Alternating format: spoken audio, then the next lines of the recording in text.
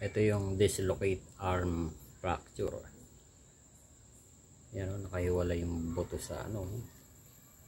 Umangat yung kabilang buto.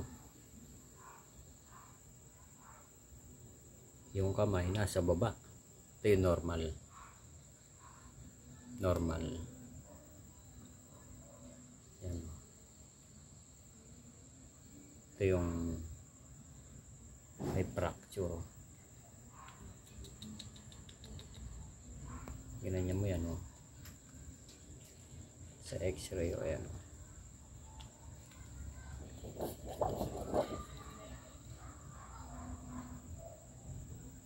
Kitang kita, umiwalay, oh. Yun, oh. Kaya kailangan to operasyon. Yan, oh. Operahan yan, oh. Ito normal lang to. Yan, oh. Oh, yan ang normal.